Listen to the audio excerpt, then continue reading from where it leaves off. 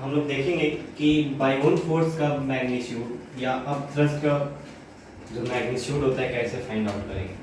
इससे पहले हम लोग पढ़ चुके थे कि बाउंड फोर्स किस पे डिपेंड करता है, ठीक है, कौन कौन से फैक्टर पे वो डिपेंड करता है, बाउंसी क्या होता है, बाउंड फोर्स क्या होता है, ये भी पढ़ चुके थे, ठीक है। देखिए आज हम लोग देखते हैं कि इसका मैग्नीट्यूड कैसे फाइंड आउट करेंगे। सबसे पहले ये बताइए, जो लिक्विड द्वारा जो प्रेशर लगाया जा रहा था किसके बराबर था, डेंसिटी, ग्रेविटी और किसके इक्वल था, हाइट।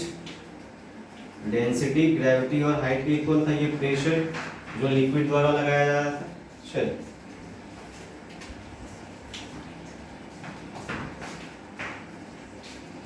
कंटेनर है, कंटेनर में वाटर फिलअप है,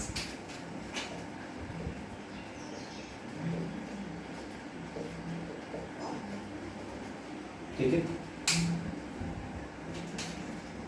इसमें एक ब्लॉक डाला हुआ है, सॉलिड ब्लॉक है, ठीक है। ये सॉलिड ब्लॉक पानी के तरफ नीचे की तरफ क्या लगाएगा, फोर्स। और पानी जो है लिक्विड यानी कि फ्लूइड जो है, फ्लूइड मतलब क्या होता है, गैस और लिक्विड, तो ये जो है ऊपर की तरफ लगाएगा फोर्स, अपवर्ड फोर्स। चलिए तो अगर मान लीजिए मुझे रिजल्टेंट बाउंड फोर्स निकालना होगा, तो क्या होगा, रिजल्टेंट बाउंड फोर्स अगर निकालेंगे तो क्या होगा, बॉटम प्रेशर में से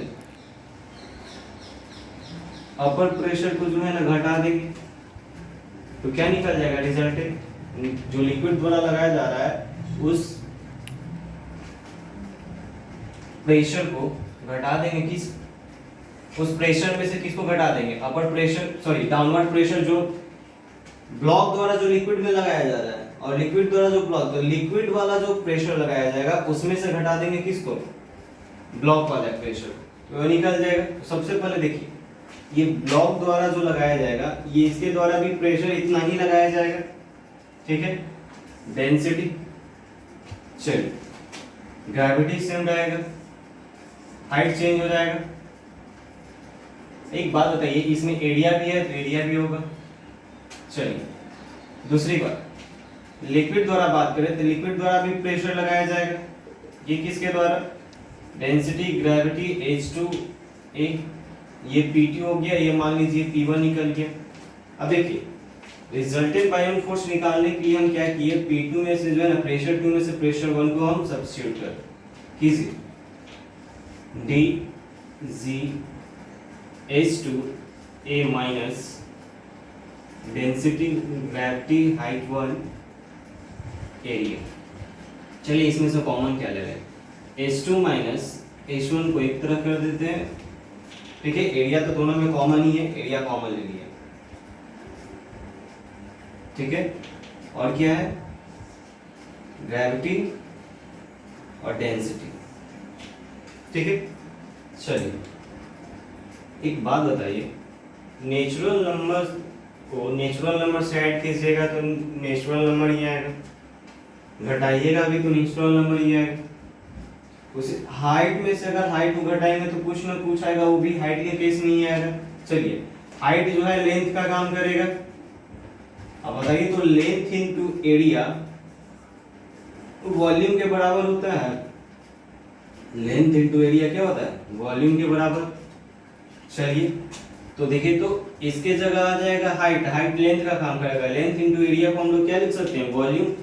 तो क्या हो जाएगा, इस ये पूरे के जगह इतना का जगह क्या आ गया, v, यहाँ क्या है, d और g। देखिए तो रिजल्टेंट जो आया बाउंड फोर्स का जो मैग्नीट्यूड है किसके बराबर होगा, वॉल्यूम, डेंसिटी और ग्रेविटी। एक चीज यहाँ याद रखिएगा, मास किसके बराबर होता है, मास वॉल्यूम इनटू डेंसिटी के बराबर होता है, मास प्रोडक्ट ऑफ वॉल्यूम और डेंसिटी के बराबर होता है। तो हम यहाँ लिख सकते हैं कि जो बाउंड फोर्स लग रहा है लिक्विड द्वारा ब्लॉक पे वो किसके बराबर होगा, mass of block into acceleration due to gravity. Mass of block mass के बराबर और product of acceleration due to gravity के बराबर होगा। तो हम इसके जगह ये लिख सकते हैं भी मास ऑफ ब्लॉक इनटू जी, क्योंकि वॉल्यूम और डेंसिटी की जगह हम क्या लिख दिए, मास। ठीक है, चलिए तो रिजल्टेंट जो बायोन फोर्स आया देख लिए कि किसके बराबर है, वॉल्यूम डेंसिटी और ग्रेविटी। वॉल्यूम डेंसिटी को हम मास में चेंज कर दिए। ठीक है, चलिए ये तो हम देख लिए कि कंटेनर द्वारा जो है, फ्लूइड द्वारा जो है ना फोर्स लगाया जा रहा था, बायोन फोर्स, जो किसके बराबर है, mass of block into acceleration due to gravity. ठीक है, चलिए इसी थ्योरेटिकल पे जो है ना एक लॉ है, लॉ ऑफ बायोन्सी। इसमें करता क्या है कि अगर मान लीजिए किसी भी ऑब्जेक्ट को फ्लूइड के अंदर इमर्ज किया जाता है, फ्लूइड के अंदर इमर्ज किया जाता है, तो जो फ्लूइड द्वारा फोर्स लगाया जाएगा ब्लॉक पे वो इक्वल होगा, जो ब्लॉक होगा। अब ब्लॉक पानी में आ रहा है तो पानी को कुछ डिस्प्लेस करेगा तो इसका वेट को भी डिस्प्लेस करेगा। तो वही बोलता है कि जो वेट होगा, वेट डिस्प्लेस किया जाएगा ऑब्जेक्ट द्वारा, वो बराबर होगा किसके, बायोन फोर्स जो लिक्विड द्वारा लगाया जा रहा है। लिक्विड द्वारा जो बायोन फोर्स लगाया जा रहा है वो इक्वल होगा weight displace by object. Object द्वारा जो वेट डिस्प्लेस किया जा रहा है ना इस फ्लूइड का, उसके इक्वल हो। देखिए हम उसको बतलाते हैं। लॉ ऑफ बायोन्सी क्या करता है, लॉ ऑफ बायोन्सी को आर्किमेडिक्स प्रिंसिपल भी बोलते हैं। इनमें आर्किमेडिस साहब ये बोले थे कि मान लीजिए कोई एक ऑब्जेक्ट को लिए, उसको पानी के या कोई फ्लूइड है, फ्लूइड के अंदर इमर्ज कर दिए, आधा कीजिए, थोड़ा बहुत कीजिए या पूरी तरह से कर दीजिए। जब उस पे कीजिएगा तो जो फ्लूइड द्वारा जो फोर्स लगाया जा रहा है उस पे, वो फोर्स जो होगा इक्वल होगा किसके, जो हम लोग ऑब्जेक्ट डाले हैं पानी में, तो ऑब्जेक्ट पानी में डाले हैं तो ऑब्जेक्ट को क्या करेगा, वो पानी को डिस्प्लेस कर रहा है तो उसका फोर्स को भी डिस्प्लेस करेगा, weight is equal to force. तो वही बोल रहा है कि जो फोर्स एक्सपीरियंस किया जाएगा फ्लूइड के द्वारा, यानी कि जो फ्लूइड के द्वारा जो फोर्स लगाया जा रहा है ऑब्जेक्ट पे, वो इक्वल होगा किसके, weight displace by object. Object द्वारा जो वेट डिस्प्लेस किया जा रहा है ना फ्लूइड का, उसके इक्वल होगा। यानी कि हम लोग लिख सकते हैं weight of fluid on block या ऑब्जेक्ट इक्वल होगा किसके, वेट डिस्प्लेस्ड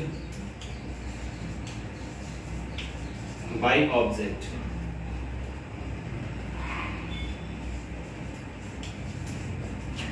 जैसे हम देखिए एग्जांपल से बता रहे हैं। जैसे मान लीजिए ये कंटेनर है, इसमें लिक्विड है, इसमें एक ऑब्जेक्ट को हम डाल दिए, तो जो फोर्स लगाया जा रहा है लिक्विड द्वारा ब्लॉक पे, बायोन फोर्स जो लगाया जा रहा है, वो बायोन फोर्स इक्वल होगा किसके, ये लिक्विड द्वारा जो डिस्प्लेस किया जा रहा है ना इसका वेट को, फोर्स को, जो वेट को डिस्प्लेस किया जा रहा है ऑब्जेक्ट द्वारा, जो वेट डिस्प्लेस किया जा रहा है फ्लूइड का, उसके बराबर होगा बायोन फोर्स। यही बोलता है, क्योंकि लिक्विड जो है या फ्लूइड जो है वो कौन सा फोर्स लगाएगा ऑब्जेक्ट पे, बायोन फोर्स। यानी कि बायोन फोर्स इक्वल होगा किसके, ये ऑब्जेक्ट जो डिस्प्लेस करेगा ना वेट को, उस डिस्प्लेस्ड वेट के इक्वल होगा कौन, बायोन फोर्स। यही बोलता है आर्किमेडिस प्रिंसिपल या लॉ ऑफ बायोन्सी बोलता है। ठीक है, अब पता कब चलेगा कि कब वो डूब जाएगा, कब वो फ्लोट करेगा। ठीक है, तो याद ये रखिएगा, अगर मान लीजिए जो ब्लॉक हम लोग डाल रहे हैं, अगर ब्लॉक का डेंसिटी ज्यादा हुआ तो वो बॉटम में जाकर जो है ना एकदम बैठ जाएगा, यानी कि सिंक कर जाएगा। ठीक है, लेकिन अगर मान लीजिए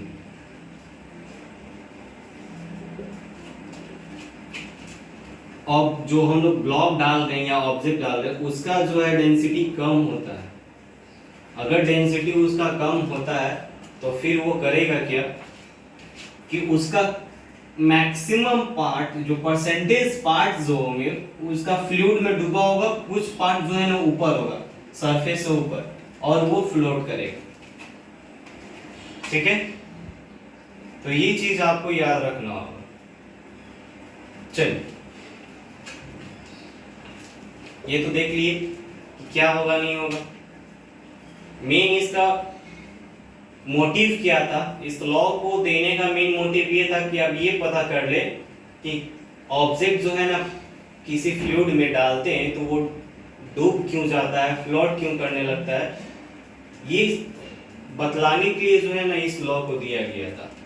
तो इससे यही पता चलता है कि अगर ऑब्जेक्ट जो हम लोग डाल रहे हैं उसका डेंसिटी ज्यादा होगा तो वो जाकर डूब जाएगा, लेकिन डेंसिटी कम होगा तो वो फ्लोट करेगा, लेकिन परसेंटेज पार्ट उसका जो है ना पानी के अंदर या फ्लूइड के अंदर होगा, कुछ पार्ट ऊपर होगा। जैसे अगर बात करें आइस का और वाटर का, तो आइस जो है वाटर के सरफेस ऊपर रहता है, फ्लोट करते रहता है, लेकिन याद रखिएगा इसका एक भाग ऊपर रहता है, लेकिन जो है ना परसेंटेज भाग जो होता है यानी कि टोटल 12 भाग बात करें तो ये 11/12 भाग जो है ना इसका वाटर के नीचे रहता है, वाटर के अंदर। ठीक है, चलिए देखिए याद रखिएगा इसका प्रिंसिपल क्या है, बायोन्सी का प्रिंसिपल क्या है, इसका इस्तेमाल जो है ना हम लोग डेंसिटी या रिलेटिव डेंसिटी निकालने के लिए करते हैं। देखिए क्या होता है डेंसिटी, रिलेटिव डेंसिटी क्या है उसके बारे में बतलाते हैं।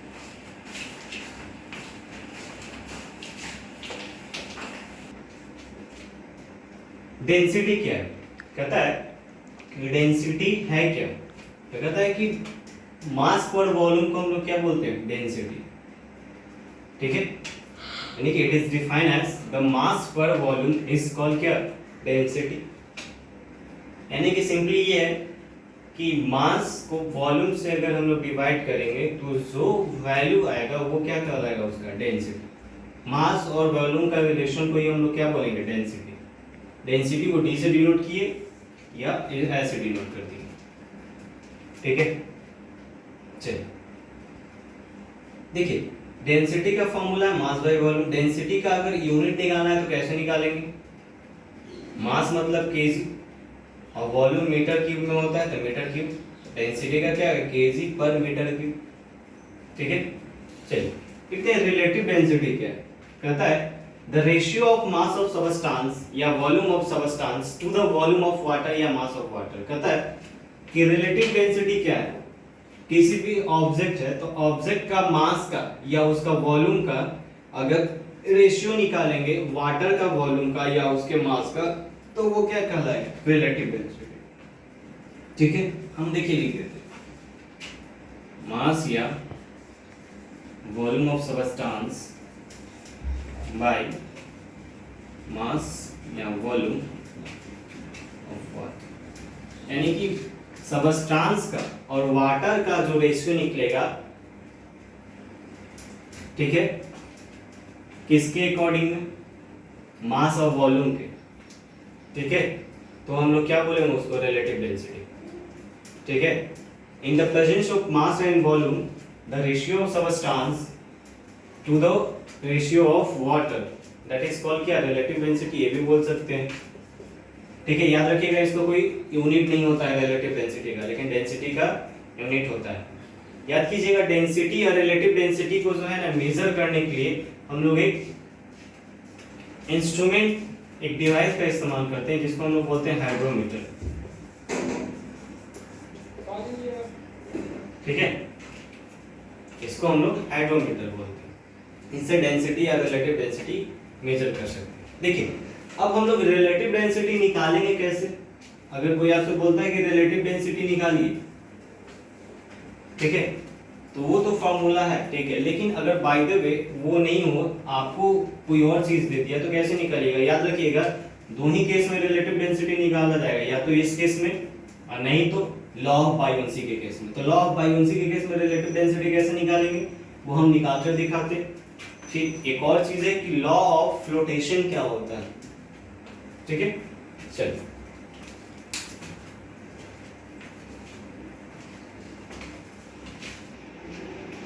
हम लोग रिलेटिव डेंसिटी कैसे निकालेंगे, by using the law of buoyancy या आर्किमिडीज प्रिंसिपल। देखिए सबसे पहले पानी में जैसे हम लोग ऑब्जेक्ट को डालते हैं तो वो हल्का होने लगता है, बिकॉज उसका डेंसिटी क्या हो गया। अगर बात करें तो उसका पहले से जो वेट था अगर हवा में उससे कम हो गया, पानी में जाते हैं उसका वेट क्या हो गया, कम हो गया। तो पानी में जो आया तो वेट कम हो गया, तो वेट लॉस को निकालना होगा। तो कैसे निकालेंगे, जो एयर में वेट होगा उस वेट में से जैसे ही पानी में आया उस वेट को घटा देंगे तो वेट लॉस निकल जाएगा। लॉ ऑफ बायोन्सी भी यही बोलता है कि अगर मान लीजिए जो फोर्स लगाया जा रहा है लिक्विड द्वारा वो फोर्स इक्वल होगा ऑब्जेक्ट जो डिस्प्लेस कर रहा है इसका वेट को, ठीक है। तो पानी में जैसे डाले तभी तो वेट डिस्प्लेस हो गया, तो वेट डिस्प्लेस हो गया यानी कि वेट लॉस हो गया, वेट लॉस ही वेट डिस्प्लेस है। तो चलिए तो जब भी रिलेटिव डेंसिटी निकालना होगा तो कैसे निकालेंगे, देखिए सबसे पहले हम यहाँ लेट कर लिए कि जो सॉलिड का वेट होगा एयर में उसको हम लोग क्या मान लिए, डाल वेट 1, और सॉलिड जब जैसे उसमें जाएगा किसमें, वाटर में, तो उसका वेट को क्या मान लिए, वेट 2। लॉस इन वेट निकाले सॉलिड का लॉस वेट कितना होगा, तो एयर का वेट में से जैसे ही वो पानी में गया उसका वेट को हटा दिए तो लॉस इन वेट निकल गया। अब रिलेटिव डेंसिटी निकालना है तो रिलेटिव डेंसिटी निकालने के लिए याद ये रखना होगा कि वेट जो होगा सॉलिड का एयर में उसको जो है ना डिवाइड करेंगे किससे, वेट लॉस से, यानी कि रिलेटिव डेंसिटी आपका निकलेगा क्या, वेट 1 बाय वेट लॉस, यानी कि weight in air of solid by loss in weight, ठीक है। ये सब ग्राम में होना चाहिए। तो इस तरह से आप जो है रिलेटिव डेंसिटी निकाल सकते हैं आर्किमिडीज प्रिंसिपल का इस्तेमाल करके, ठीक है। चलिए अब देखिए लॉ ऑफ फ्लोटेशन क्या बोलता है, लॉ ऑफ फ्लोटेशन। जैसे अभी थोड़ा देर पहले हम आपको बोले थे कि अगर मान लीजिए ऑब्जेक्ट का जो है ना डेंसिटी कम होगा तो वो फ्लोट करना शुरू कर देगा, परसेंटेज भाग जो उसका पानी के अंदर होगा एक भाग उसका ऊपर होगा। तो लॉ ऑफ फ्लोटेशन करता क्या है, अगर मान लीजिए कोई ऑब्जेक्ट का डेंसिटी जो सॉल्वेंट का काम कर रहा है, जो फ्लूइड है, वो फ्लूइड से अगर कम होगा तो वो फ्लोट करना शुरू कर देगा। वो क्या करना शुरू कर देगा, फ्लोट करना शुरू कर देगा, ठीक है।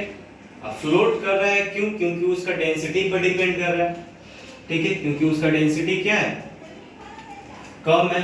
दूसरी बात वो फोर्स भी जो है ना डिस्प्लेस, वेट को भी कम डिस्प्लेस कर पा रहा है, और ये जो है पानी उसका वेट को काफी ज्यादा में जो है ना डिस्प्लेस करने नहीं दे रहा है, और ये फोर्स बहुत ज्यादा मात्रा में लगा रहा है। जो बायोन फोर्स लगाता है ज्यादा मात्रा में लगा रहा है, क्योंकि उसका डेंसिटी कम है तो आसानी से वो फोर्स लगा सकता है।